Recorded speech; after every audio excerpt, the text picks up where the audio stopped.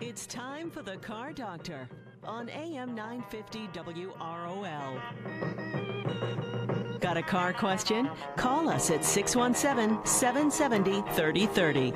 That's 617-770-3030. Now, here's the Car Doctor, John Paul, on AM 950 WROL, the spirit of Boston.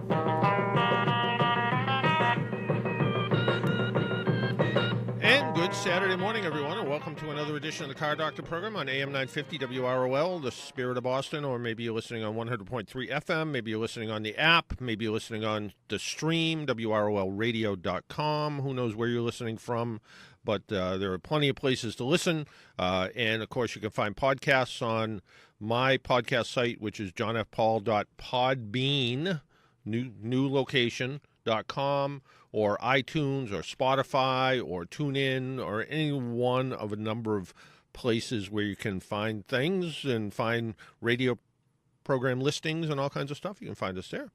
We got a good show planned for today. We're going to be talking with Tom Cloza from Opus, the Oil Price Information Service. And a little bit later on in the program, we're going to be talking to Alejandra Gonzalez. She is the product manager of remote services for Chevrolet.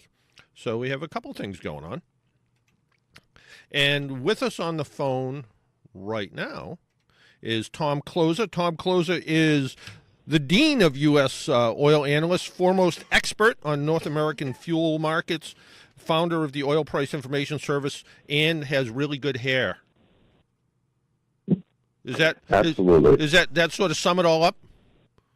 That pretty much sums it all up. Particularly when you're on TV a lot as the talking head with a full head of hair about gas prices. There you go. There you go. Hey, gas prices. We saw prices going down, especially here in the Northeast. Now we're starting to see them go up a little bit. Before we know it, some of the snow will be melting, and we'll be starting to look at summer travel. What's going on with gas and oil prices these days? Well, it's the typical process that happens every year. I mean, you see very, very low demand in January and February for the most part.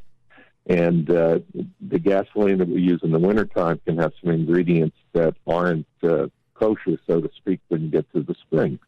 So you definitely usually bottom in prices in December or January, and we've done that. And now we're seeing crude oil prices considerably higher. We're about $67 for the world price and $57 for the U.S. price. So gas prices are going to continue to go up. I think in parts of the country where you've seen $2 or so, those will disappear. And nationally, we'll be above $2.40 soon, and probably on our way to something similar to last year, but slightly lower. And there's always kind of a little bit of controversy about where the U.S. sits in production. You know, some people say we're producing more than half of the world's oil and gasoline. What's the real numbers there? Well, I mean, the president and his cabinet, they're using terms like energy dominance, and it is a proper term right now. Now, they neglect to mention that energy dominance started at the beginning of the century and really gained steam during the Obama administration. And it has nothing to do with politics. It has to do with technology. We've added about 2.25 million barrels a day of refining capacity this century. And mostly in the last 8 years, we've added a tremendous amount of crude oil production. We hit 12 million barrels a day of crude oil production this week, highest ever. And just to give you perspective, before the Arab Spring, it was about 5 million barrels a day. So we like to talk of it in terms of the United States as the eagle, Russia's the bear, and the Saudis are the camel. We've surpassed those animals, and we'll continue to surpass those as long as there's not a recession or a price collapse in world crude. Now, years ago, there was talk about peak oil and how we were running out. Is there really any chance of that, or is just cheap oil kind of something that's could possibly go away? No, I don't think there is a chance of it. I think now the conversation has switched to peak demand, and this question as to whether peak demand for the world for fossil fuels happens, let's say, in the decade of the 2030s or around 2040. But I think most people can recognize that, particularly for a lot of transportation fuels, that we're not going to move to natural gas. We're not going to move to different gasoline formulas. That fossil fuels are going to be basically displaced to a great extent by electrons and electric vehicles. Battery prices are coming down. Some of the big major automobile manufacturers are learning how to make reasonable cars that run on electricity. It's not going to happen overnight. It's probably something that really gains steam between 2025 and 2035. But it's going to happen. And there'll still be a big role in a lot of fossil fuel cars because people tend to keep their vehicles for about 11 years. But ultimately, peak demand is more of the profit topic than peak oil. Yeah.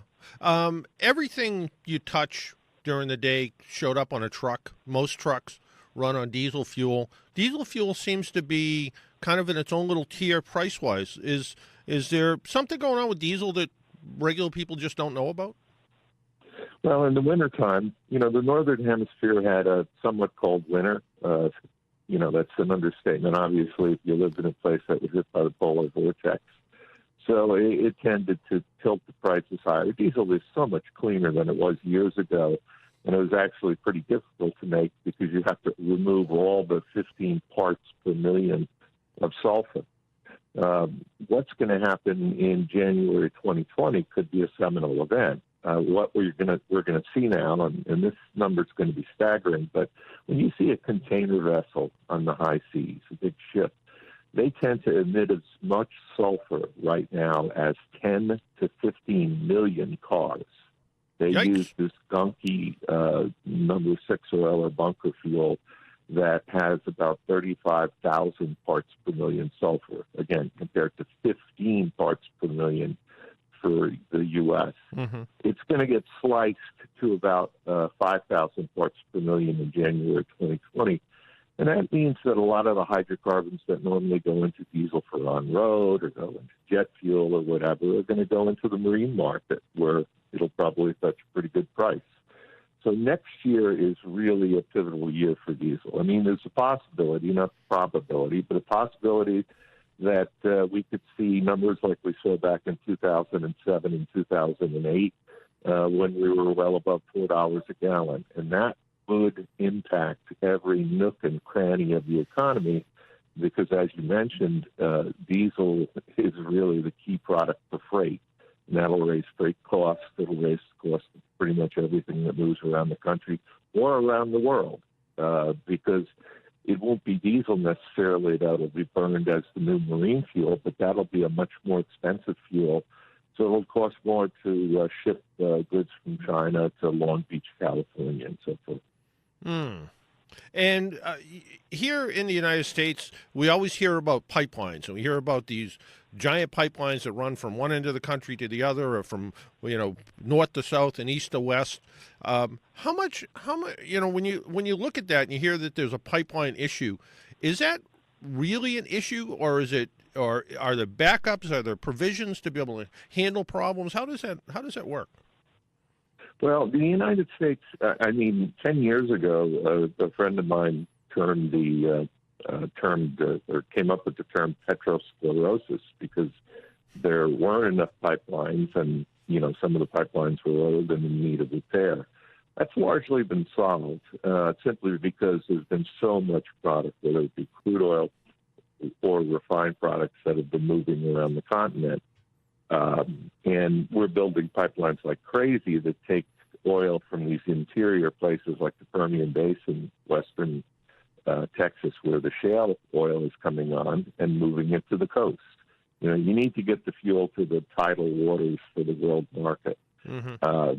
So we're actually in pretty good shape. It's Canada that needs some pipelines to tidal water.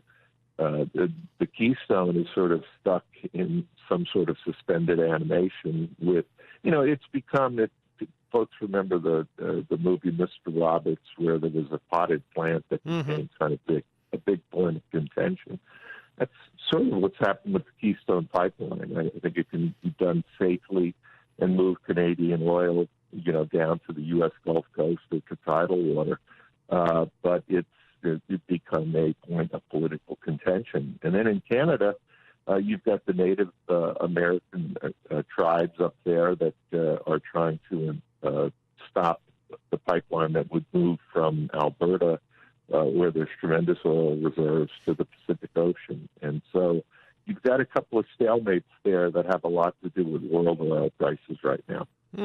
I know I was talking to somebody who, a native of Alaska, and he keeps thanking me whenever I run into him once or twice throughout the year about the pipelines and the oil and his free medical service because of it. Yeah, Alaska's an interesting subject. When I was in college, and this is unfortunately giving away my age, there were two big projects that were undergoing that you could work on for summer jobs. One was the Alaska Pipeline. The other one was the Washington, D.C. Metro. And that Alaska Pipeline used to pump about 2 million barrels a day from the North Slope. It's down to about 500,000 barrels a day, but we're starting to see some companies come in with the new technology, and they'll probably develop some new fields up there near the North Slope so that there'll be more oil coming down from Alaska shortly.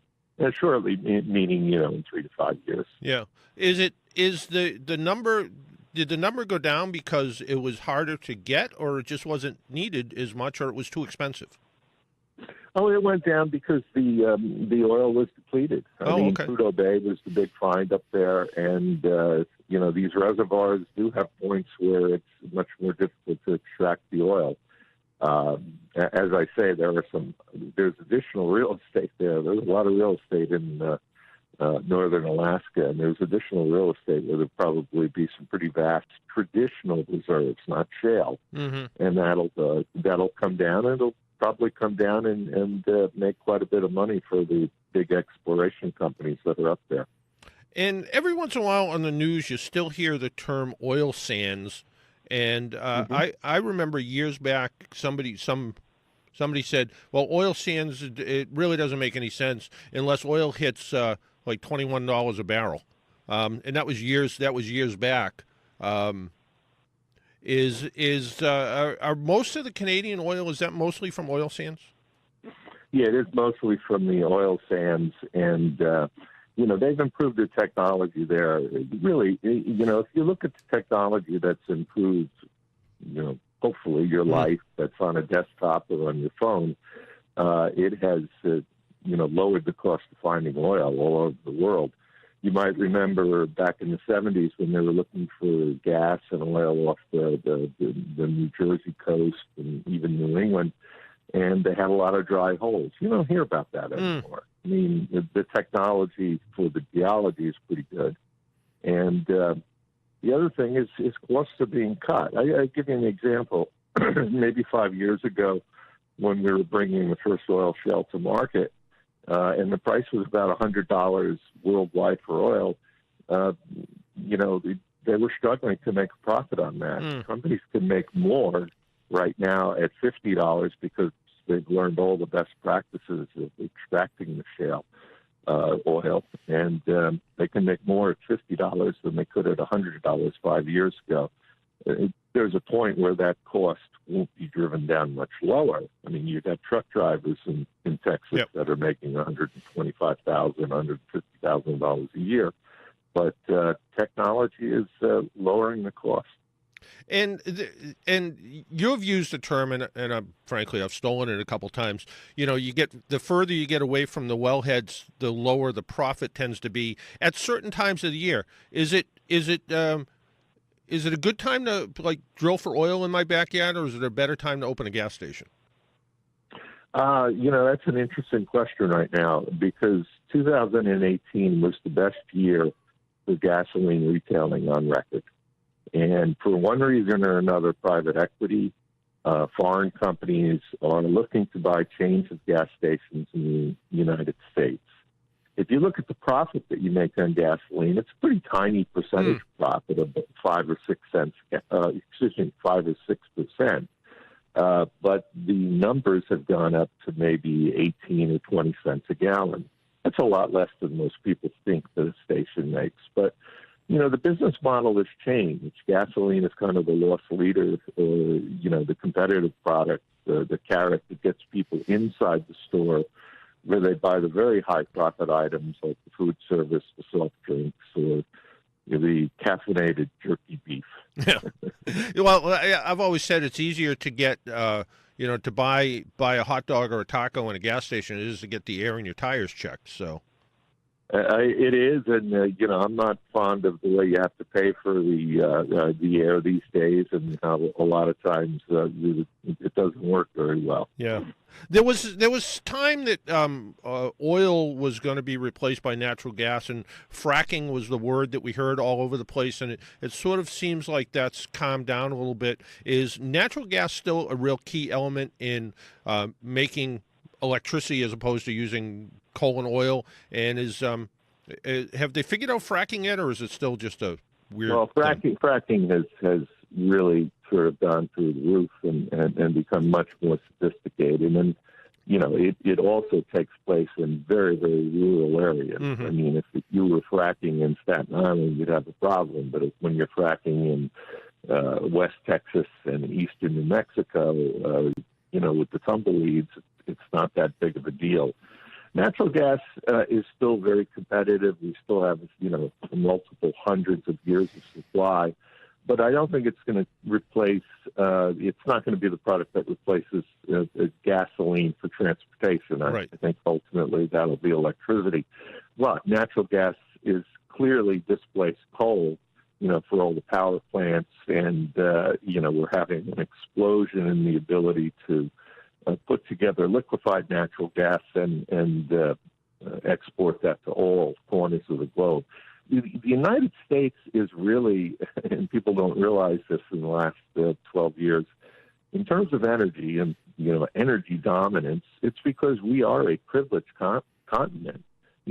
Thanks in part to entrepreneurism and utilities and great infrastructure, we've been able to exploit these natural resources, whether it be crude oil, whether it be complex refining, or natural gas, and have found these vast basins that put us at a huge advantage to what, let's say, the Europeans pay or what the Asians pay.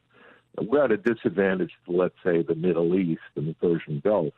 When I was talking about, the shale oil costs can be as low as like $20 a barrel. Well, you can find oil in Saudi Arabia and Kuwait and places like that for just a few dollars per barrel. So, we're way ahead in terms of technology and have a lot of oil on hand. We're talking with Tom Closer. He's the Dean of U.S. Oil Analysts, and you're in Southwest Florida, and I think the Yankees and the Red Sox are playing today. They are playing today. Any predictions? My prediction is there'll be a lot of guys with numbers that no one will recognize, and they'll play about 3 innings.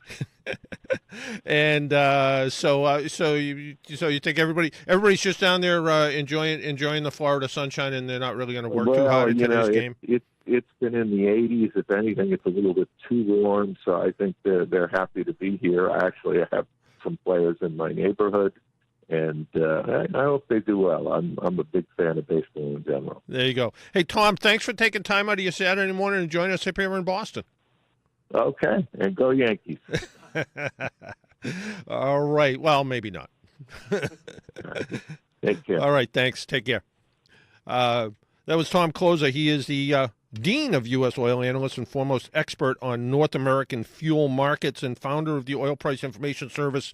And I use his information on a regular basis when I'm trying to put together numbers. Next up, we have Alejandra Gonzalez. She's the product manager for remote services with Chevrolet.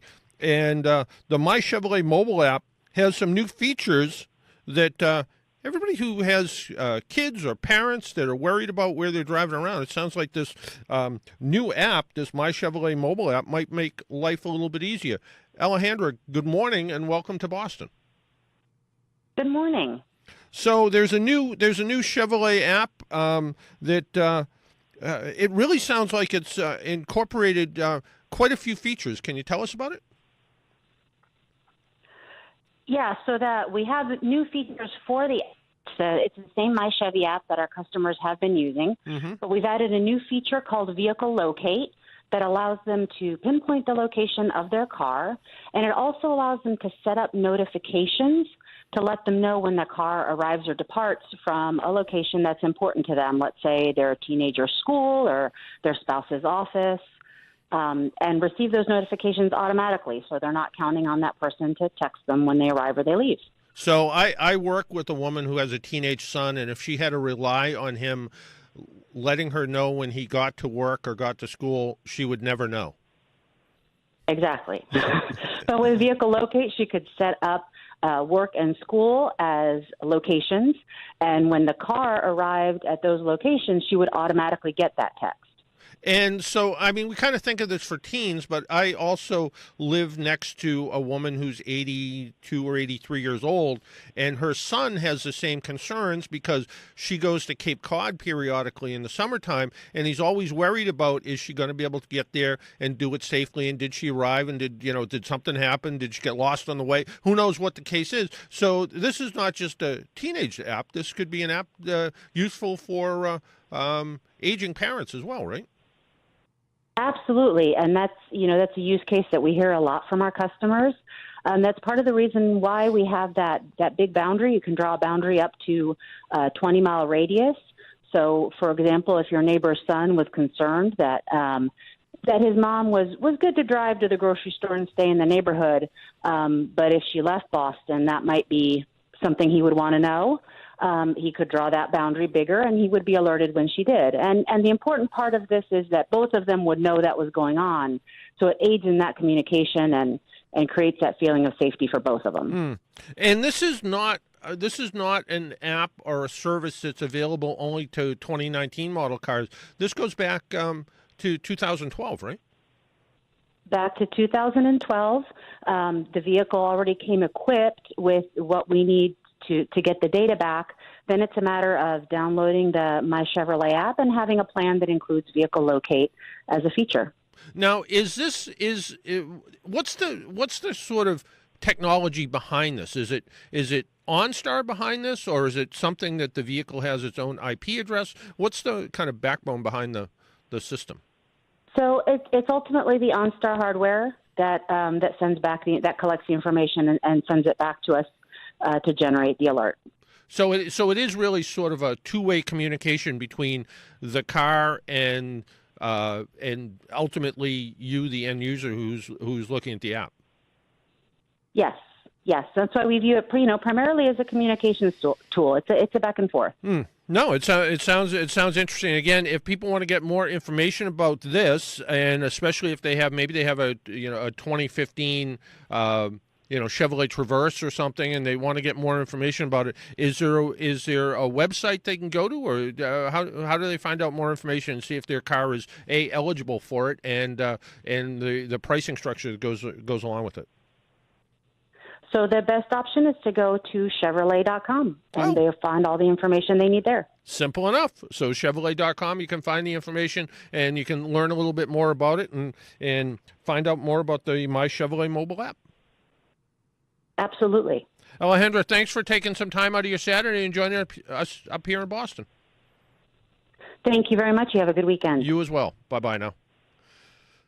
617-770-3030, 617-770-3030 is our number. Why don't we take a quick break? When we come back, I want to talk about the car that got me around part of the last week or so, and that was the Toyota Avalon Hybrid, kind of an interesting car. And, of course, we want to hear from you at 617-770-3030, 617-770-3030. And if you want some tickets to the AAA Travel Marketplace, email me.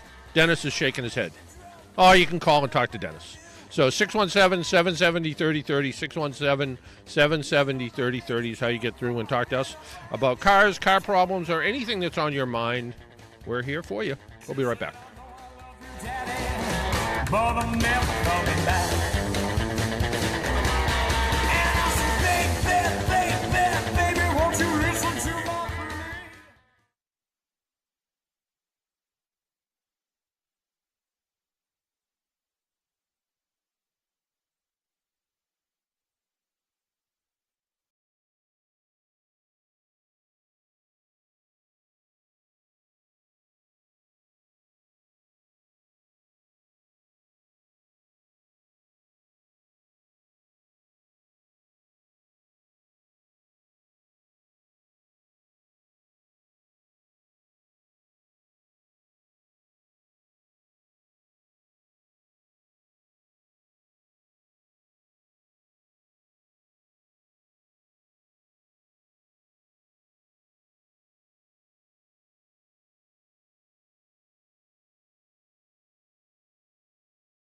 Program on AM 950 WROL, The Spirit of Boston. I want to thank Tom Closer for spending some time with us, even if he is a Yankees fan. One of those things. Well, it's funny, working at the AAA in Rhode Island, I work with a lot of people that are Yankees fans. And I never really knew why. I asked the question one day, so why are there so many Yankees fans in Rhode Island? And it was the old-timers who, Rhode Island had a big Italian population, and the Yankees back then had a lot of their players were Italian. So they supported the Italian team, and, the grandparents, got the parents, got the kids, all, they became Yankees fans. So and it sounds like more is going to probably become Yankees fans when the Paw Sox leave in a couple of years. Yeah, the Woo Sox. Yeah, the Woo Sox. Yeah, so, but again, that's about. You've heard about all I know about sports right now. I don't know. There's stuff I know about and stuff I absolutely don't know about, and that's why we were talking earlier about listening to the radio, and I do actually wake up to the radio in the morning so I can hear the news and sports scores and weather. So when I get to work, I have some ability to have a conversation with people about, did you hear the Bruins lost last night or something? Kind of water cooler talk, even if we don't actually have a water cooler. I want to talk about the car that got me around last week. That was the 2019 Toyota Avalon. When it comes to vehicles that can seat 5 adults, most people think of SUVs, sometimes minivans, but not sedans. One sedan that can accomplish this and is also economical to operate is the Toyota Avalon Hybrid. The front-wheel drive Avalon is Toyota's full-size sedan. It comes in 7 trim levels, 3 of which are hybrids. Non-hybrid Avalons are actually kind of hot rods. They're powered by a 301 horsepower V6 engine. I remember the first luxury car, I guess, that I drove that had 300 horsepower was a Cadillac Eldorado.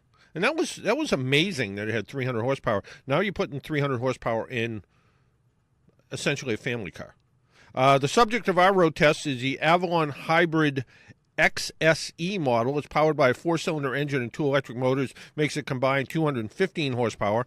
The Avalon has changed over the years, now longer, wider, and handles better. What hasn't changed is the ride and comfort of this full-size sedan. I used to joke, and I guess I wasn't the only one who probably coined the expression, that when Toyota built the Avalon, they sort of built a Buick. And I think I actually called it the Park Avalon at the time because it reminded me of a Buick Park Ave. The Buick Park Ave has gone away, but the Avalon still stayed here. And although the Avalon will never be confused with a high-performance sedan like a BMW M5, it still handles quite well. And with only 215 horsepower on tap, some people may think the Avalon would be lacking performance, but the electric motors provide instant torque, and the Avalon feels pretty sprightly. A word I don't use very often, sprightly. Even under hard acceleration, drivetrain is quite muted and never really intrudes into the quiet cabin. I would place the Avalon as one of the quietest cars that I've tested. Fuel economy during my road test averaged I said in my review here, very respectable. 41 miles per gallon is ridiculously good for a big 4-door car. Visibility all around is very good, and Toyota added their suite of safety features such as lane departure warning, automatic emergency braking, and blind spot warning. Sometimes the first thing I want to do when I drive a car with all this technology is figure out how to shut it off. This actually worked pretty well. The interior of our XSE trim level Avalon is very well appointed with a nice mix of soft touch plastics, leather, and metallic trim. The front seats are comfortable and fairly supported, although I would have liked to have seen a bit longer, lower seat cushion, and I think that's just me. I find that fault on a lot of cars. The wide center console doesn't take away from the overall spacious feel. The controls are simple and easy to operate, and there's a large infotainment screen like a lot of cars today. This year, the Avalon also gets Apple CarPlay, which allows Apple iPhone users to add all their smartphone features to the display. This was handy as this Avalon that was, again, pretty well equipped, didn't have navigation. It had a button that said map, and you push the button, and it said, I don't think so. We don't have it in this model. So the Apple CarPlay easily remedied that. In fact, I was talking with someone the other day who said, I still really like listening to AM radio, but it seems as if, cars today just don't get AM very well. And I said, one way around that is to either upgrade your sound system or just use your phone. And the other day I was listening to this station, but it was late at night. I was coming home, and I was pretty far away, and normally it wouldn't come in very good. I clicked on my phone, and boom, off, perfectly clear, sounded great. So, there's that technology that helps. There's plenty of bins for storage, decent cup holder, and power ports for all the electronic accessories. Climate control utilized a dual zone system, and heated seats were nice on cold mornings. The rear seating can easily accommodate 3 adults with plenty of head and leg room. The fold-down center console added to the rear seat luxury feel, so you put down this big center console, and it feels like you're sitting in got that little bit of a limo feel. The trunk's generous at 16 cubic feet. The Avalon by Toyota managed to combine a comfortable ride, good handling, reasonable performance, and great fuel economy in one package. The Avalon also manages all of these qualities at a pretty attractive price. The base price, $35,500. EPA says 43 city, 43 highway. Again, I did right around 41 overall, which I consider pretty good. This is a real long-distance cruiser, too. This is a car that can get about 500 miles per tank of fuel. So if you were heading to see Joe Ligotti's father in Florida, for instance, or go see the Red Sox at spring training, you could do it with 3 tanks of gas, which is not bad. Which is not bad at all, actually. So you don't have to stop a whole heck of a lot. So that's the review for today, 2019 Toyota Avalon. It should show up in AAA's publication at some point as well. So, our phone. Sorry. All right. Sorry. All right. Speaking of traveling in a car and driving long distances, what is the maximum amount of continuous driving time you would say is safe for a person to drive? You should take a break about every 2 hours. Just kind of take a break, get out, stretch, kind of does your body some good to do that. And you probably shouldn't try to travel more than between 400 and 500 miles at a time. So on average, really doesn't make any difference how fast you go, it seems like. But on average, you cover about 50 miles an hour. So you go, well, how can that be? If I'm driving 75 miles an hour, how come I'm only going 50 miles? That's about, on average, by the time you speed up, slow down, get off, get back on. So if you're traveling 400 to 500 miles per day, that's generally enough. I mean, you think of it as a full-time job. So, at the end of working all day, you're tired. So at the end of driving all day, well, you're tired. So, taking that break a little bit, again, get up, walk around, get hydrated, do whatever you need to do every couple of hours is not a bad idea.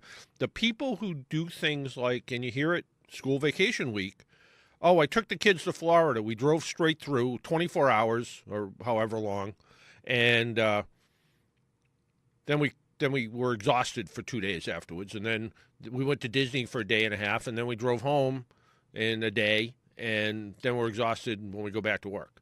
It doesn't make any sense, and when you're that sleep deprived, when you have gone 20 or more hours without sleep, you're like 0.05 kind of on the blood alcohol index if you thought about being impaired. And the more you don't sleep, the higher you act more like a drunk. So no more than probably 8 to 10 hours is probably the best advice. Because I noticed it a couple years ago when we first went down to Hilton Head. We drove all the way down to I can't remember where we were in Virginia, but it was almost the border in North Carolina. And normally I was good, but after 40 and I was driving for like 12, 13 hours, I felt awful. Yeah. Like I couldn't. And the next day when we had to get back on the road, I was like, all right, I can do it now. And within like 2 hours of driving, I'm like, oh my God. Yeah, and you have to, one of the things you also have to really watch out for is you do get dehydrated, and you don't think about it when you're behind the wheel. You're like, how can I get dehydrated just sitting? No, you get dehydrated sitting, and people don't think about that. So to stay hydrated, you don't want to overeat when you're in the car either. I like to say that the best traveling food is grapes because they're liquidy. They give you something to chew. They're a little bit filling. Kind of a good thing. And they're not messy. Not trying to eat a taco while you're driving. Not a good idea. True, no. Or chocolate cake. Both tasty things, but not when you're behind the wheel. So just kind of a good thing. But yeah, the more you push yourself, the more you're going to suffer when you finally get to where you're going to go. The people who drive those kind of distances, it's even professional truck drivers take a break, and they take a break because they kind of have to. So yeah, now when we go there, DC is about the halfway point, so we stop. Yeah, that's 6 to 8 hours, I guess. Yeah, depending traffic. 500 miles, maybe not that much, I guess. Is it? I don't know. I don't think so. 400 miles, maybe something. 350 miles, something like that. So, I know when I go round trip to Hilton Head, it's like I put 13 or 1,400 miles on my car. Yeah. So. Yeah, it's one of those kind of things, and I was just staring out the window. I got distracted by somebody out there like wiping their car off, and there was actually a pretty good article in Consumer Reports about automatic car washes, and it talked about whether do they really work, first off, and should you spend the extra money for, spray wax and tire cleaner and all that sort of stuff, and it said the reality of it is it adds a immediate appearance value, but it doesn't really last. So if you're spending, I think I'll get the $2 for the spray wax and the $2 for the wheel and tire cleaner, not really doing that much. And wheel and tire cleaner requires a special soap. So the idea that there's going to be special soap coming through the car wash to really do that, it usually just means the brushes hit the car a little bit harder in that area. It also talked about how do you know a good car wash from a bad one? And it kind of had an interesting, it was, I guess, no surprise, somebody from the Car Wash Association said, if the outside of the car wash looks good, chances are the inside of the car wash looks good. If the outside of the car wash looks like a junkyard, chances are they're not using good quality soaps. They're not keeping up with their water recycling systems. In fact, some car washes, and they're by design, is they don't completely filter the water because they want little bits of dirt in the water to sort of sandblast the dirt off the car when it's dirty. Because if they just use water, it isn't hard enough to remove the dirt. So they're hitting your car with dirt. So I guess if it was your skin, it would be exfoliated.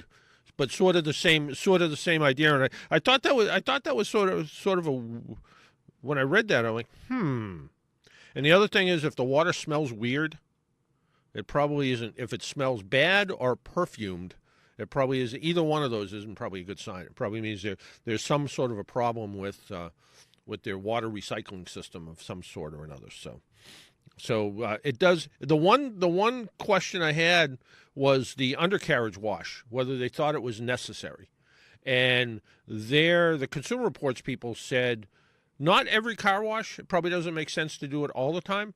But a couple times, once or twice a year, having the undercarriage wash, especially after this time of year where you get snow and salt on the ground, probably a good idea to wash it off. My concern always was that the undercarriage wash is just that. It's high-pressure water sprayed up under the car, which could spray water where it was never really designed to go. So maybe if you were doing on a real regular basis, yeah, maybe you'd get water squirted in places where it would sit and linger and cause rust over time. So like Tom Closer said earlier, people are keeping their cars longer. 11 and a half is actually overall cars and trucks are closing in on 12 years, the oldest cars have ever been on the road. So so some sort of interesting things there. Libby's car is 12. Yeah, my old Hyundai was 12 when I got rid of it. Or almost 12, 11, I guess, when I got rid of it. So, yeah, the cars are getting older. By the way, what did you ever do with that? Because wasn't it sort of broken? Sort of. We're gonna. Libby wants to keep it so that we can get it to Tyler. Because he's a year and a half away from. Oh my God, he's a year and a half away from driving. How can that be? Isn't he 6? Oh my goodness. How long you been here? I mean, from the beginning. From the beginning? Yeah. We moved back to Quincy in 2006. Yeah. So 2006, he was 2. Okay. Yep. Yeah, that's what I thought. I thought he was a little kid. Yeah. So, yeah, the only problem is, do you really want to put your kid in a 14-year-old car? That's what I keep saying. Yeah. But she's the money person, so I have to go with the money person. There you go. All right. Okay. Otherwise, we'd be broke, and I'd be. You'd have a whole set. You'd have an extensive guitar collection. No, I'd probably have an extensive Star Wars collectible collection. Okay, well, yeah, I guess. All right. That would all be in boxes in storage because I wouldn't have a house to put them in. Well, that's been known to have. At least you didn't heavily invest in Beanie Babies. This is true. Yeah. Which there is, I think, there's going to be a movie about. Oh boy. Yeah. Local guy, by the way. The other thing I stumbled across that I thought was actually sort of interesting. I don't know if I brought the brochure with. I was at our AAA office the other day, and I saw a brochure about warranty products, and we sell extended warranties, and which I will readily admit I don't. When I go to wherever it is, Home Depot, Best Buy, Walmart, and they say, "Oh, do you want to buy that?" I'm like, no. If it's not going to last, I don't want to buy it. And that's always kind of my theory. And I don't think anything I've ever purchased, and I was kind of disappointed. The TV I had before this one didn't last very long, but it would have been outside the extended warranty anyway. So it really wouldn't have done anything. So I'm not really an extended warranty person. We started to sell them at AAA because we knew that people were getting ripped off by extended warranty companies, and members were coming to us and saying, "Hey, do you want to, we'd like to buy a warranty, but we'd like to buy it through someone we trust, and we trust AAA, so we'll buy your warranty." And so because of that, I feel good about it. And the other thing is, I can argue in our members' favor if somebody says, "I think this should be covered by the warranty," and the warranty company says, "I don't think it should be." And I can say to our warranty people, our finance people, "You know what? I think the member's right. I think it should be covered." And they go, "Oh, okay, we'll tell them," and then they do it. But we have a product, and a lot of dealers sell this product too: tire, wheel, and key insurance. And some keys in cars today, you go and buy an expensive, not even an expensive car, the key can be $500 or $600. Wheel and tire insurance, you hit a pothole and bend a wheel and blow a tire, that could be $1,000 or more. We sell a product, and I was embarrassed to know I didn't know it. And I said to the person I was talking to, Nancy, in our Rockland office, because when did it snow? Thursday, I guess. Yeah, Yeah. It was Thursday. Yeah. So, and I had to go up to the lovely community of Groveland on Thursday. So rather than drive all the way to Providence to turn around to drive back by my house and drive to Groveland, I decided I'd just go to the Rockland AAA office because it's closer, and by the time I leave, the snow will melt. And I did that. And I was talking to Nancy, who works in our finance department. I saw this brochure, and I said, "What's this?" And she said, "Oh, it's our new key, wheel, tire, and paintless dent removal insurance." I said, "We take dings and dents out too?" And she said, "Yep." So I said, "Well, for my car, how much would it cost for my car?" And she put in all the information, came up with a quote, and I think it was for 5 years. It was like $580, which the dealer wanted $1,500 for the same, what seemed like the same product, without the paintless dent removal. In fact, they sold it separate. They had key insurance and they had wheel and tire insurance. We packaged it all together, key, wheel and tire. And I did say, well, isn't there a concern that Dennis goes out and buys a new car and he wants a third key? So he just calls us up and goes, hey, I lost my key. I need a new one. It's covered by insurance. Except the car companies are pretty smart and they can disable one of the keys. So the good thing is, I guess you have a key. That's a good thing. The bad thing is it doesn't work, which I guess you could get reprogrammed again to kind of cheat the system. But it is sort of interesting that, they have the ability to say there should be 2 keys for every car, and we can add another key, but we have to subtract a key. Some cars do that, some don't. But it seemed like a pretty good product, and like I said, I was a little embarrassed that I didn't even know about it, and it seems where it's adding. I had one paintless dent removed on my wife's car, and the car was maybe a month and a half old. So seeing this ding right in the side of the door from shopping cart or something. And I went to a paintless dent removal place in North Providence, Rhode Island, near where I work. And it was I saw the sign in the window at a place that does hand car washing, detailing, stuff like that. And I thought it was them, but they said, no, that's another guy. He rents some space.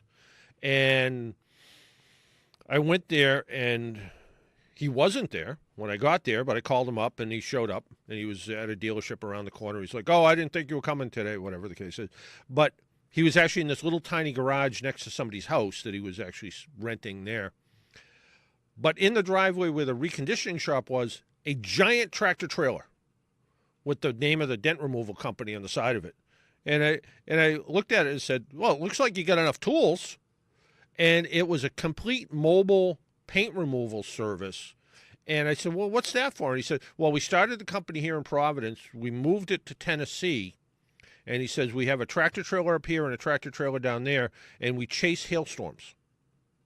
So he says, when there's a big hailstorm in North Carolina, he said, we drive up or drive down, and he said, we fix all the dented up cars and dealers' lots and people's cars. And he said, so we're basically, can you still use this term? We're basically, we're hailstorm gypsies.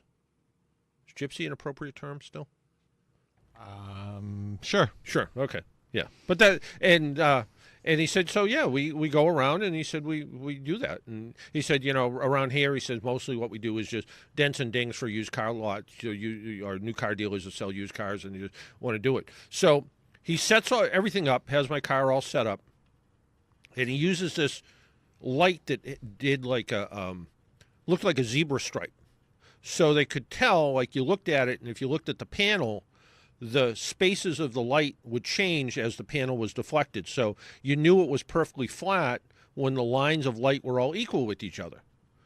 And it was the quickest $75 I've ever spent. It's what they charge to do it. And he sets it all up. And literally, I think I turned my back, and he was done. Actually, what I did is I walked down to the CVS to get him and I a drink. And I came back, and the car's sitting outside, and all done. And I'm like, wow, that was quick. And he said, yeah. He said it was pretty. He said it wasn't too bad. And he said with this car, he said I didn't have to do it. I just put the window down, massaged it from the inside with a tool, popped out the dent. He said it didn't pop. He said I actually had to work it out. He said, but yeah, it only took a couple of minutes to do. And now 4 years later, it's still. It didn't suck back in. It still worked. It still kept going. So, good stuff. 617-770-3030. 617-770-3030. We need to take a break if you would like to call. Our phone lines are now open at 617-770-3030. Give us a call, and let's see what's on your mind about cars. Maybe you're thinking about car shopping. Not a bad time to do that. We'll be right back.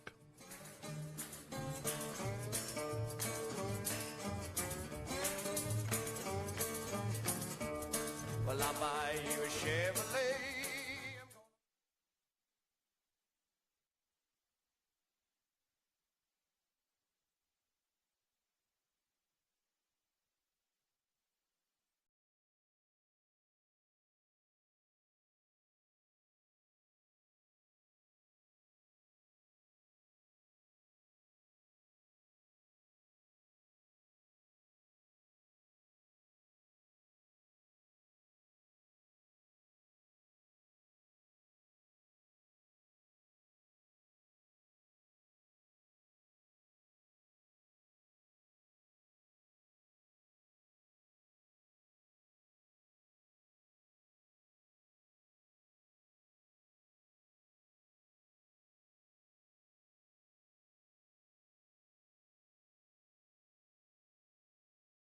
Program. And also, if you were listening early before the show was on, you heard me on Joe Ligotti's show. Joe Ligotti's program is Monday through Friday, 4 to 7. Like he said to me, I just read the news. I don't make it up. And we talk cars on Wednesdays between 5:15 and 5:30. So if you're around, tune in then and find out what it's all about. And I hope you tuned in last Thursday or this Thursday, whatever Thursday you tune in to Truck Night in America to find out what that's all about, because we had those guys on, and that's kind of an interesting program too. I think we have. Dennis is busy. We'll let Dennis get caught up here for a second. See what he's doing. We'll let him get caught up for a second. We'll let him do what he's going to do there. I think we have Brian from Derry almost on the phone, but he's having a long conversation, so we'll let him figure that out. I never knew about this website called GovPlanet, G-O-V Planet, and they sell government surplus stuff. And GovPlanet began selling Humvees and U.S. Department of Defense to the public stuff, and now they have. There's going to be a new vehicle called the Growler, which you'll be able to buy at an auction. It's a 4x4 Jeep-style vehicle with the Navistar 2.8 diesel engine in it, 132 horsepower. It's about 13 feet long, 5 feet wide, 6 feet high. It was developed by the American Growler Company in 1999, and you can buy them. You can also buy a 6x6 7-ton cargo truck with a Cat diesel in it if you really want a 26-foot long, 8-foot wide, 11.5-foot high truck. But I was on their website. They actually have some pretty interesting stuff, but it's called GovPlanet, and I'm going to try to get somebody on the show. It's GovPlanet.com, so GovPlanet.com. See what they have there. There's some pretty interesting stuff. It's auction company called Ritchie Brothers that are doing it. So, do we still have Brian? Yeah. All right. Let's go to Brian. Brian, good morning. Morning, John. How you doing? Good. How are you? Fine, thank you. Did you see that Consumer Reports had they lowered the overall score, that Model 3 Tesla vehicle? Yeah. What do you think about that? That's unbelievable. Well, there's something about the stopping distance as well. Overall, yeah. So they update the software on the stopping distance? Yeah, it's interesting that, they fix brakes with software now. I know it. I know it. That's unbelievable. Yeah. I remember years ago when the cars all had four-wheel brakes with drum, and they were riveted or bonded brake lines. Then they went to the brake. Two front brakes went with the disc, and then before you know it, all four wheels disc, and it cost you more money to fix. Yeah, and it's kind of interesting because younger mechanics, technicians today, they're so used to doing disc brakes, that's all they do. If they got a car in with four-wheel drum brakes, they might not have ever seen it before, and they look at it and go, well, what brake shoe goes where, and how do you get these springs off?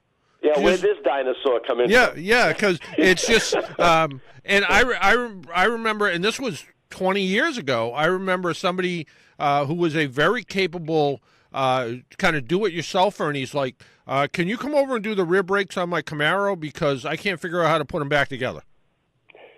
Oh, God. Yeah. That's incredible. Well, and I think when my coworker from upstate New York was on the program, and him and I talked about setting points on a car, and it's only people with no hair and gray hair that know how to do that.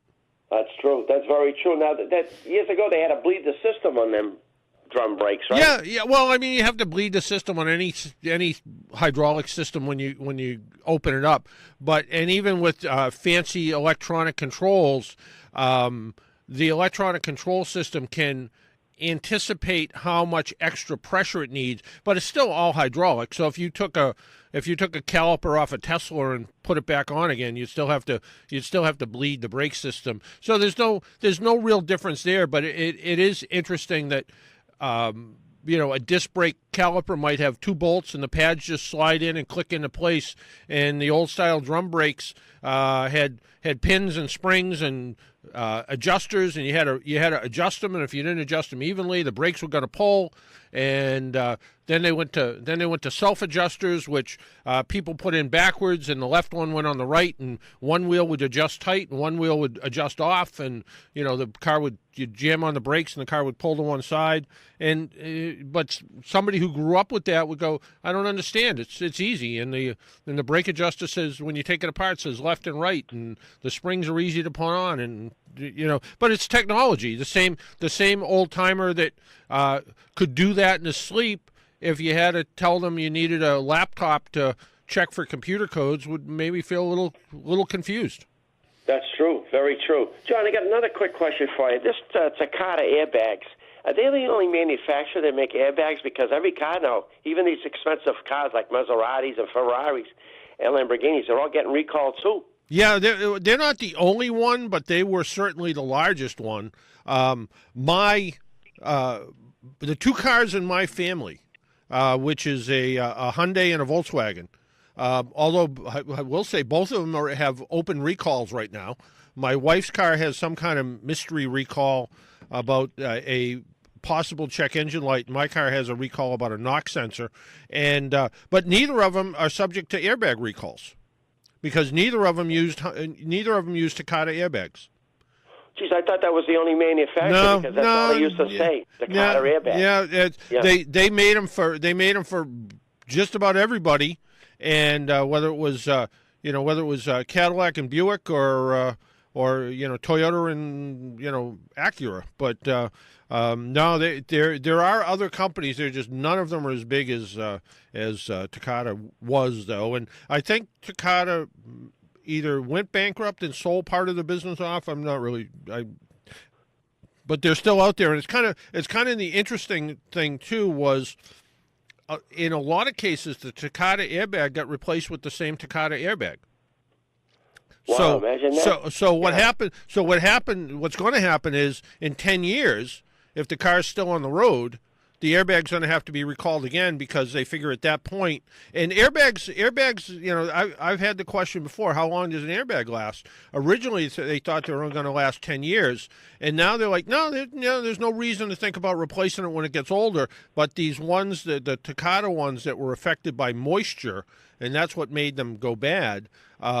Some of those they didn't put anything any different in. They were the same one they put back in, but they just figured we have them, we'll put them in, and in your 2007 Honda Accord, now it's 2019 we will replace the airbag, and in 2029 the car will probably be in a junkyard somewhere anyway. So who cares? Yeah. So, yeah. And the other thing, once that airbag is deployed, John, is that true? The windshield cracks going across? Depends on it depends how it's made. If it's made into the steering wheel, the airbag deploys kind of straight towards the driver.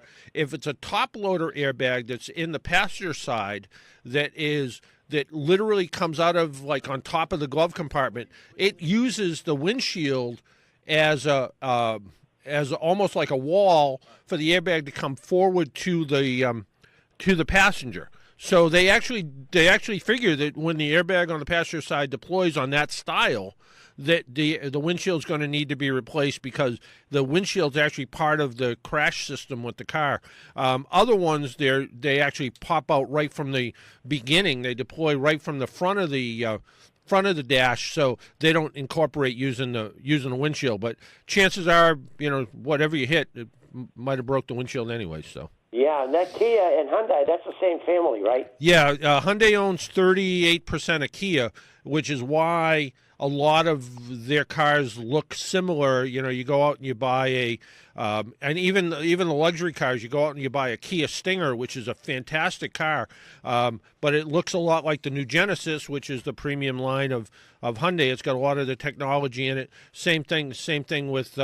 If you go out and buy a Hyundai Sonata, it looks an awful lot like a Kia Optima because there are similar. They consider themselves competitors with each other, but the reality is that they're pretty similar. That was like years ago, Ford and Lincoln Mercury. You paid $10,000 right off the bat for the Lincoln Mercury name. Well, yeah, I mean, there are those people, and I remember way back when people would only buy a Mercury because they figured it was a better quality Ford. There was probably a time that it was. I mean, the same thing. There was a joke way back when about GMC versus Chevrolet trucks, and it said, oh yeah, in the GMC model they used lock washers on all the nuts and bolts, where in the Chevy they didn't. But you know, was there any real difference? Not really. No, not years ago I had a Ford Taurus. I waited for the bugs to iron out. That's where it was brought up. Yeah. Wait a year. Yep. If there's any problems, then you go buy it. Yeah, I wanted the sky blue, and I ended up with the Battleship Gray. But the Battleship Gray looked bigger than any other color they made. Yep. No. That had $10,000 worth. That had more technology in that Ford Taurus show than those Lincoln Continentals, and you paid $10,000 more with less of the electronic stuff in there. Yep. Hey, Brian, thanks for the call. Thank you very All much, right. John. Hey, you know what Fiat stands for, John? Fix it again, Tony. You got it. Yeah. All right. Have a nice weekend, John. Okay, take care. Bye-bye. Take care. Thanks, John. All right. 617-770-3030, 617-770-3030. You had a long conversation on the phone earlier. No, that was Something never else? mind. But I do have an off-air question. A text came to me. Do you have any advice for a 20-year-old looking to buy his first car? Still needs to build some credit, but perhaps what to expect for a down payment, things to look at and ask. Wow. First off, try to do it without a cosigner, because that's an awful lot of obligation that you know, parents, brothers, sisters, uncles, whoever it is. If you can do it on your own, all the better. Stay away from buy here, pay here, kind of, mostly. Just sometimes what you're doing is you're buying a car that is, we'll pick a number, a $1,500 car that has a price tag on it of $4,500, and because they're taking the chance on your credit, and they're saying, well, come in every week and pay us $50 till the car's paid off, the car's probably only worth half of what you're paying for it, and they're not necessarily taking advantage of your lack of credit, but that's how they make their money. So I would stay away from that. I would look at trying to establish credit ahead of time. A credit card will help. Things like cell phone bills don't do anything to help your credit. They only hurt your credit. So if you have been late on your cell phone payments a couple of times, it can hurt your credit rating. If you're on time with your cell phone payments, it doesn't do anything for your credit rating. So, and a credit card, just a plain old standalone credit card will. That can help. So having some established credit is not a bad idea. When it comes to buying a car, don't buy with your heart. Buy with your head, because what can happen is sometimes you get all excited about a particular kind of car. I'm 20 years old. I want to go out and buy a new Mustang, or I want to go out and buy a new Jeep, and you find out that maybe you can even afford to go buy those cars, but then you become so car broke that it doesn't really make sense to own that car and not be able to do anything else in life. I would also look at, when you're financing, look at different options. Trying to put down as much of a down payment as possible, but also don't plan on buying the most expensive car out there. As you're trying to establish credit, as you're trying to establish your life, the worst thing you want to do is have a car where you're trying to pay for other things in your life, and especially if you're 20 years old and all of a sudden you're looking at student debt. So maybe a really good used car, something like a Toyota Camry or a Toyota Corolla or a Honda Accord or something that has a really good dependability rating that's a few years old, it's not particularly flashy, those might be good choices in cars. Our phone number, 617-770-3030, 617-770-3030. Let's go to Art in Mattapoisett. Arthur. Yes. Yes, sir. John. Yes. I want to talk to you about washing your undercarriage. You were commenting on that earlier. You're talking about more my car, right? Not my personal undercarriage. Okay, you caught me off guard there, man. Go ahead. Yes, automotive. So, with respect to that, I had an old Saab. We still have it. Yep. And it's a 95 900. It's a GM product. Mm-hmm. And I was very religious about washing the undercarriage. Get all the mung and the salt and the yuck out of there. Mm-hmm. And ended up happening is got some water through the cabin egress. What would you call that? The exit. Yep. So there's a bunch of flap work that's in the right rear quarter panel area up under the fender in the wheel well, mm-hmm. behind the wheel well, and the salty water every year I did this got pooled up inside the trunk, the hatch cavity. Okay. And rusted a hole right through the floor in the back next to the spare tire. Yeah, So that Saabs also have some problems where the front subframe is also an area that on some of the 9.3s, would actually collect salt and water up there and have sort of the same problem happen. Yeah. Well, I was going to recommend to your listeners that you do need to wash your undercarriage to get all that yuck out of there because it'll just collect anyway. Yep. I mean, if it's you're damned if you do, you're damned if you don't. If you leave it there, you're going to have problems. Yep. And if you use too much water in the wrong place, you're going to have problems in a different area. Yeah. No, so that's why I would just recommend it. Yeah, that's why I really like to, when possible, kind of like crawl under the car with a hose, and that way you're not putting. 1,800 pounds of water pressure. Anybody's going to do that. Yeah, I know, but that's because all that stuff's going to be falling down in your face. Yeah, I know, but that really is ideally the best way though, because you're actually washing it off. You can kind of see what you're doing, but you can sort of look at it. But yeah, an undercarriage wash periodically gets that accumulated muck and gunk that really traps cars. I was with one of our automotive engineers, AAA automotive engineers, and we were at the Detroit Auto Show a couple years ago. And, of course, in Detroit, they have cars up on sort of display stands so you can walk around under them. And I saw him taking all these obscure pictures, and I'm like, what are you taking pictures of? And he's like, all the places where water and salt and dirt can collect and cause rot. And he said, look at this. And we walked under a new Corvette. And he said, this is going to, even though Corvette panels are all made out of plastic, fiberglass, he said, over time, depending on where the car is driven, it's going to rot here, it's going to rot here, and it's going to rot here. He says, I guarantee it, because the way they made the car aerodynamic underneath and makes it so it's nice and smooth and doesn't have air disturbances underneath it, is also fantastic places to collect mud, salt, and dirt.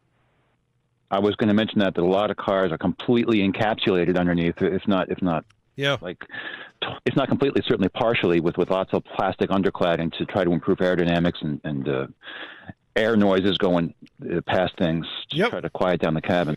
Yeah, absolutely. I would recommend to your listeners that they find out where their cabin ventilation egress is and avoid that area when you're or check it at least after you've given yourself a good belly wash. Yeah, it's always a good idea too, and people forget about it. But it's always a good idea to pop open the trunk and look at all those little cavities that are kind of hidden around in the trunk, and feel around down there. Is there water collected down there? Is there a drain plug that you can pull out that lets water drain out?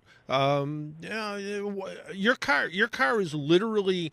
In a rainstorm, has water running in one end and out the other, and if it doesn't come out the other, it has to go somewhere. Don't think about it. I'm a car geek. I didn't even think about it. Yeah. And I found it one day when I was pulling the there was some moisture in the trunk, and I pulled the the fabric away, the what are you going to call that paneling in there? And that's no simple thing. That's no simple thing at all. That stuff is tough to move. And I found a freaking hole the size of my fist. Yep. No, that can happen. Hey, thanks for the tip. Okay. Thanks for the conversation. All right. Take care. Bye-bye. Good show. Bye. 617-770-3030, 617-770-3030. Dennis says it's time to take a break, so I will. You're listening to the Car Doctor program on AM 950 WROL, the Spirit of Boston, or maybe you're even listening on 100.3 FM. We'll be right back.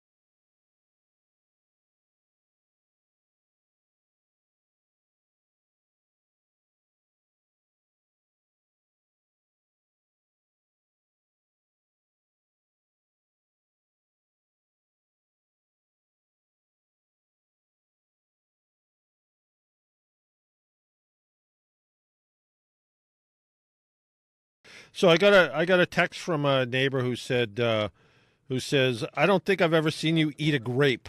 Beef jerky, maybe. You've never driven with me on a long drive where I will eat grapes and beef jerky as well. Down in Cape Cod, there's actually a beef jerky store, beef jerky outlet, that sells all kinds of jerky, including things like lollipops with like crazy insects embedded in them, which I guess people do for challenge purposes or something. I have no idea what they're doing.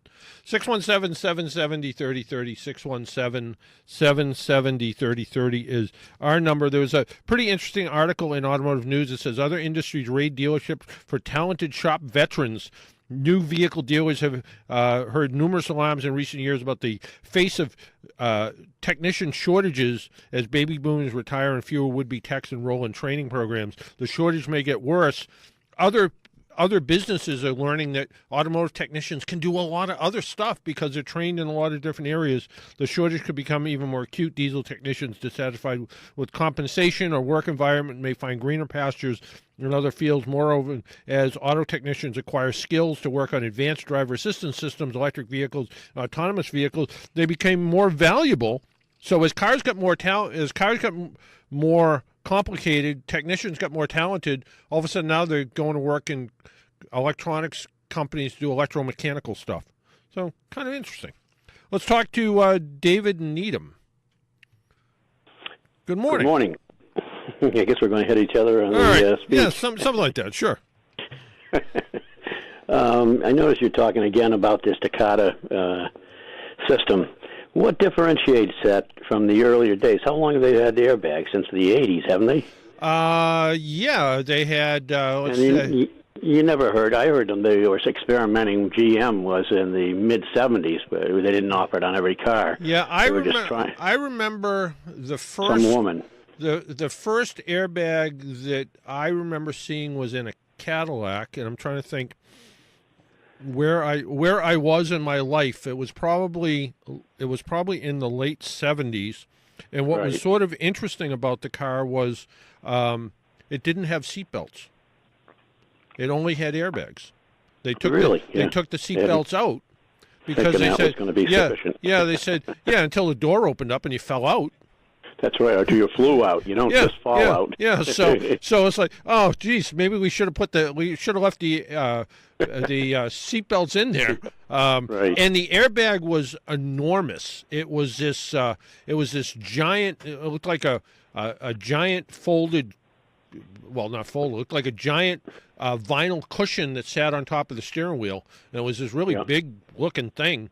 And because I remember I worked as an alignment tech back then. I remember getting in the car going, "What the hell is that thing?" And it was it was like a sausage type of deal, wasn't it, on top of the dash? Yeah, it was. But the difference is the propellant that's used back then Correct. versus now, and also one of the things is the way airbags are designed.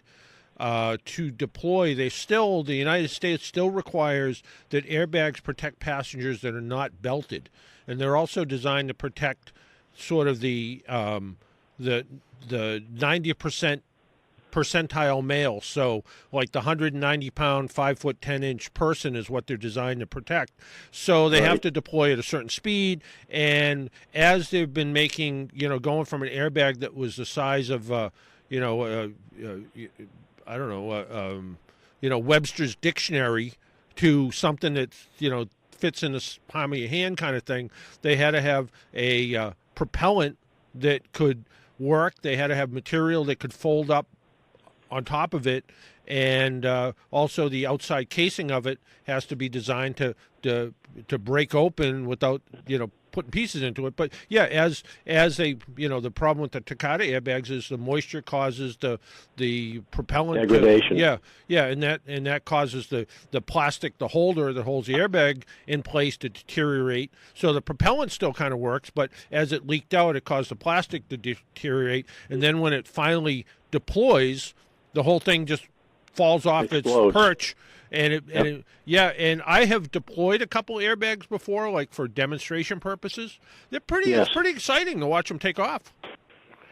Not if you're sitting on the other end of it with metal or fragments coming at your eyes. No. So I don't understand. It's like everything else in this country. We deal with the fact after the fact, so to speak, instead of correcting it right then and there. Something else. It's the same thing. There's enough technology that they can get something that's sufficient without doing this problem. How many have they recalled already? It's like hundreds of millions, isn't it? There's never been as big a recall as this, and that's sort of the other thing is it's. You look at what you just made a really good point. You look at cars like Tesla that put out their self-driving technology on cars with the idea that they called it something. They actually have a term for it. They called it shadow mode, where they knew they put it out with problems. And they said, we have it in shadow mode so we can constantly check on it, and we know when it doesn't work. Not when it doesn't work and we run into somebody, but when it doesn't work the way it's supposed to, and we're actually letting people be the test engineers for it. They just don't know it yet. The experimental animal, I should say, right? Yeah, exactly. Exactly. But at this point, they should know something more. Come on, it's just becoming ridiculous. In chemistry, there's got to be something else that's a relative of it. That'll do everything that they want. They don't want to spend the money. There had to be something as far as money was concerned. Isn't money the root of all the answers?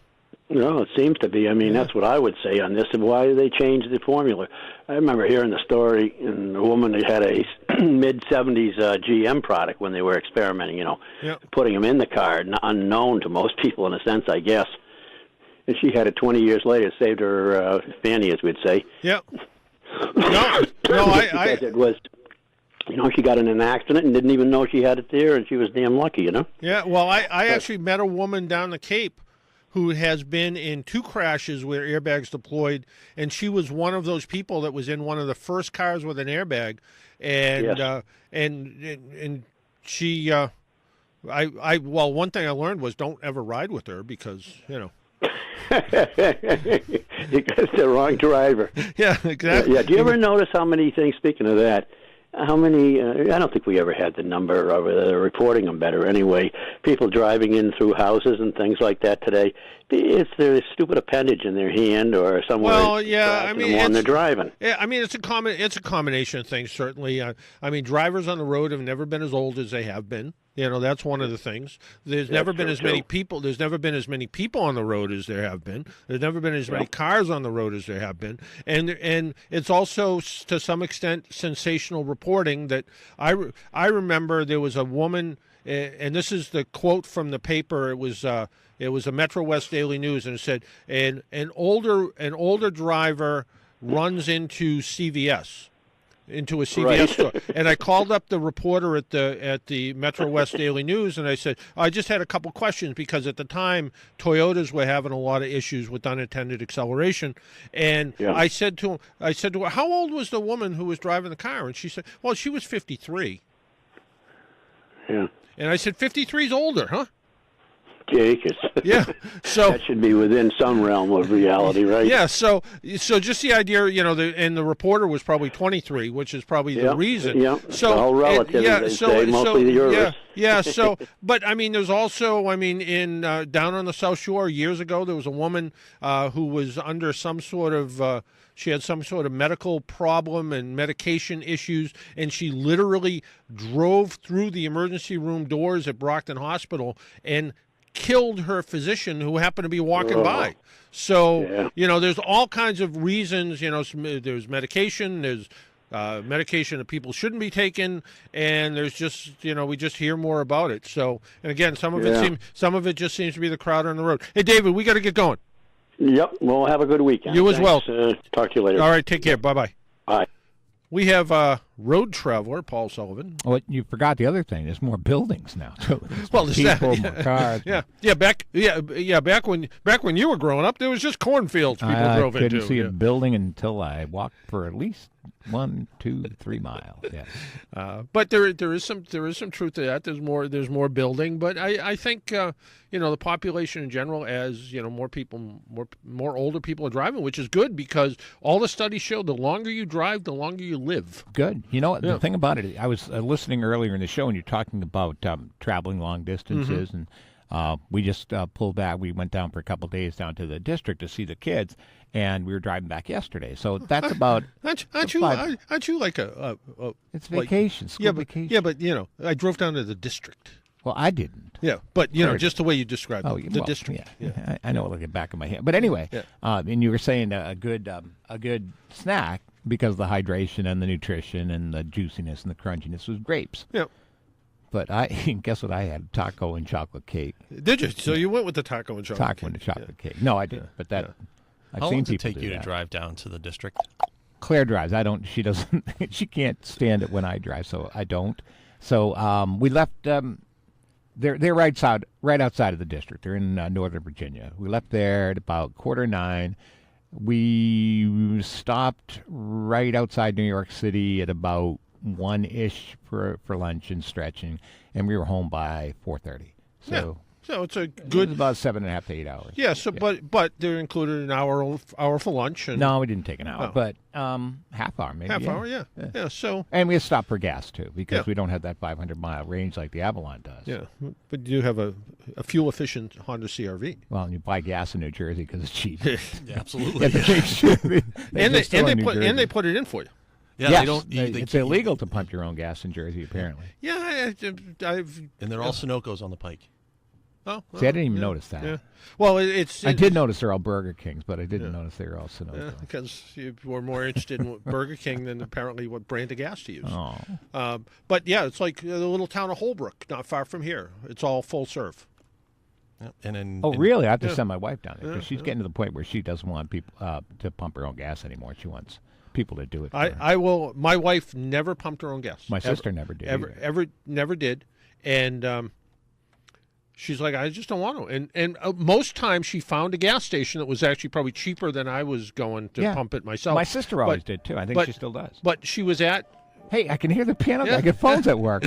That's great. And she was at the Stop and Shop she used to work with, and a woman she used to work with who came back to work in her 80s said to her, what's wrong with you? Go pump your own gas. So she save a nickel a gallon. So she literally, the 85-year-old woman took my wife out to the gas pump to show her how to do it, and which I offered to do many times, and since then she has become a no. So they don't want to get the gasoline residue on their hands. I don't think. Smells funny. I think it was just one more thing to do, and she didn't get want out to of do the it. car. But yeah. So this nice older lady said, "What's wrong with you? That's full serve takes advantage of people." Which I thought was funny. Hey, the Piano Man means. What's it mean? It means it's the very best in Irish music with Paul Sullivan and the Irish Hit Parade coming up next. And next week, if all things go the way they're supposed to, I will be broadcasting live from the AAA Travel Marketplace at Gillette Stadium. No controversy there. No. But Travel Marketplace next week, I'll be there just at the start of the show. So come on by, stop in. I'll be somewhere, put my stuff away, get ready to leave. But if you're at the Travel Marketplace, stop on by. And if you want tickets, email me. Till next week, drive safe, wear your seatbelt, be good to your car. Talk to you all next week. Bye bye.